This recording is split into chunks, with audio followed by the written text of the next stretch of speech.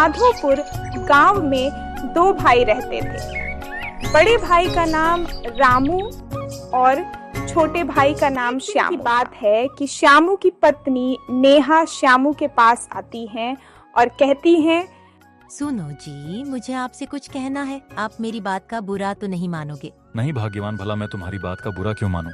कहो, क्या कहना चाहती हो? मैं ये कह रही हूँ कि आप अपने छोटे भाई को अलग क्यों नहीं कर देते? मैं भी तो यही सोच रहा हूँ, पर अलग करने पर आधा जायदाद रामू को देना पड़ेगा। आप भी ना एक नंबर के बुद्धू हैं। उस नवाब साहब को आधा जमीन जायदाद देने की क्या जरूरत? सामने जो छोटा मकान है और जो पास वाले गांव में बंजर भूमि है, दोनों को लाड साहब को दे दो, ज्यादा बड़प्पन न दिखाए। ठीक है, मैं कल रामू से बात करता हूँ, देखता हूँ लाड साहब क्या कहते हैं।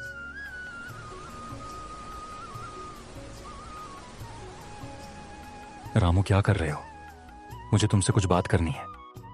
कुछ नहीं भैया, बस फूल को पानी दे रहा था। जी भैया बोलिए, क्या बात करनी है मुझसे? देखो रामू, मैं जो तुमसे कह रहा हूं उसको समझने की कोशिश करना। मैं और तुम्हारी भाभी ने मिलकर यह फैसला लिया है कि अब तुम्हारी जिम्मेदारी तुम खुद उठाओ। मैं कुछ समझा नहीं भैया, आप क्या कहना चाहते हैं? देखो रामू, हमारे कहने का मतलब यह है कि हम तुमको अब अलग करना चाहते हैं। पर भैया, मुझसे ऐसी क्या गलती हो गई जो आप दोनों मुझे अलग करने की सोच रहे हैं? देखो रामू, हम तुम्हें अलग नहीं कर रहे, बस तुम्हारी जिम्मेदारी तुम्हें सौंप रहे हैं। ठीक है भैया, जब आप लोगों ने मुझे अलग करने का फैसला कर ही लिया है तो कल पंचायत बुला के जमीन जायदाद का बंटवारा करवा दीजिएगा। कैसा बंटवारा रामू? बंटवारा तो पुश्तैनी जमीन जायदाद का होता है। ये जो धन दौलत देख रहे हो, ये मैंने खुद के बल पर कमाया है। ये जो पुश्तैनी घर है, ये तुम रख लो, मुझे इसमें हिस्सा नहीं चाहिए। और पास वाले गांव में जो पुश्तैनी जमीन है उसे भी ले लो, मुझे उसमें भी हिस्सा नहीं चाहिए। लेकिन भैया, वो जमीन तो बंजर है, उसे लेके मैं करूंगा क्या? तो तुम क्या चाहते हो कि तुम्हारे भैया अपने बच्चों के मुंह का निवाला भी तुम्हें दे? शुक्र मनाओ कि तुम्हें इनके जैसा भाई मिला है कि अपना सारा हक हिस्सा तुम्हें दे दिए। कान खोल के सुन लो, इनके कमाई से 1 रुपया तुम्हें नहीं मिलने वाला। भाभी को अचानक क्या हो गया जो मुझे अपने से अलग कर दिए? मुझे तो कुछ भी समझ में नहीं आ रहा कि मैं क्या करूं। चलो रामू, अब जो भी होगा अब देखा जाएगा। इतना सोचकर जब रामू चलने लगता है, तभी उसकी नजर रास्ते पर पड़े एक सीताफल पर पड़ती है और उसमें देखता है तो पता चलता है कि उसमें सीताफल के काफी बीज है। उन बीजों को देखकर वो सोचता है, क्यों ना इन बीजों को अपने खेत बुआई कर दूं, कुछ ना कुछ तो हो ही जाएंगे। इतना सोचकर रामू उन बीजों ले जाकर अपने खेत में बुवाई करने लगता है। के बाद रामू अपनी फसल को देखता है। अरे वाह, मेरी फसल तो काफी अच्छी हुई है। तभी उसकी नजर अपने खेत में फले सबसे बड़े सीताफल पर पड़ती है। अरे बाप रे, इतना बड़ा सीताफल! लेकिन इसे बेचूंगा नहीं, इसको राजा साहब को भेंट करूंगा। इतना सोचकर रामू सीताफल लेकर राज दरबार की तरफ चल पड़ता है। राजा साहब, मेरा नाम श्यामू है। मैं आपके राज्य का एक छोटा किसान हूँ।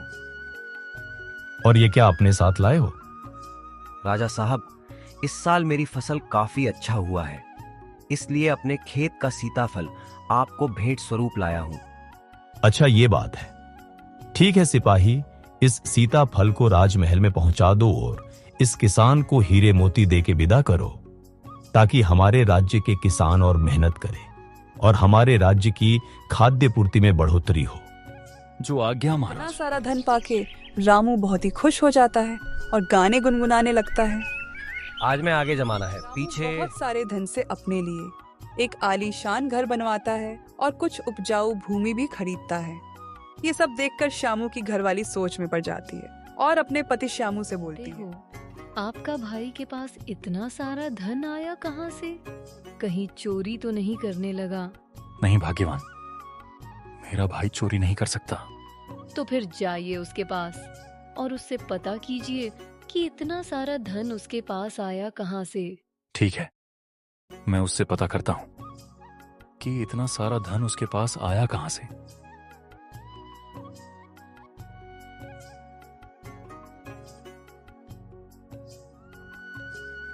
रामू आलीशान घर में आराम कर रहा था।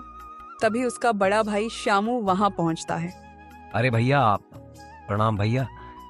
खुश रहो। और रामू कैसे हो? श्यामू रामू से पूछता है, अरे भाई रामू, इतना ठाट बात कैसे कर लिया इतना जल्दी? ये बात सुन रामू अपने भाई श्यामू को सारा किस्सा सुनाता है। रामू की सारी कहानी श्यामू अपनी पत्नी को बताता है। श्यामू की बात सुनकर नेहा के अंदर लालच पैदा हो जाता है और वो श्यामू को एक सलाह देती है। सबसे पहले आप सारा जमीन बेच दीजिए। तुम ये क्या कह रही हो? सारा जमीन बेच दूं? पागल तो नहीं हो गई हो? फिर जमीन बेच आखिर हम करेंगे क्या? मैं ये बता रही हूँ कि आपको करना क्या है, और उसका एक बहुत ही महंगा हार बनवाइए और राजा साहब को ले जा के भेंट कीजिए।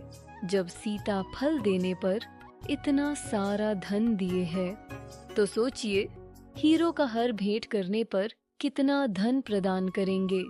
नेहा की बात मानकर श्यामू वैसा ही करता है। जमीन बेचकर हीरो का हार खरीदता है और राज दरबार में पहुंच जाता है। तुम कौन हो और यहाँ किस उद्देश्य से आए हो? महाराज प्रणाम, मैं आपके राज्य का छोटा सा नागरिक हूँ। राजा साहब, मुझे आपसे मिलने की बड़ी इच्छा थी, इसलिए मैं आपसे मिलने चला आया। महाराज, मैं आपके लिए छोटा सा भेंट लाया हूँ, इसे स्वीकार करें। राजा जब हार को देखता है तो समझ जाता है कि ये हार बहुत महंगा है और सोचता है कि जो इंसान इतना महंगा हार दे रहा है उसे पैसे रुपए की कमी तो होगी नहीं, तो फिर इस इंसान को क्या उपहार दिया जाए। तभी राजा को याद आता है और वो सिपाही को आदेश देता है, सिपाही, इनको उपहार स्वरूप ओ सीताफल ला कर दिया जाए, जो हमारे राज्य के किसान ने हमें भेंट किया था। जो आज्ञा महाराज। इतना सुनते ही श्यामू के पैरों तले जमीन खिसक जाती और उसे तुरंत समझ आ जाता है कि जो बेईमानी मैंने अपने भाई के साथ किया उसका फल मुझे मिल गया। इसीलिए बच्चों, किसी के साथ कोई भी बेईमानी नहीं करनी चाहिए।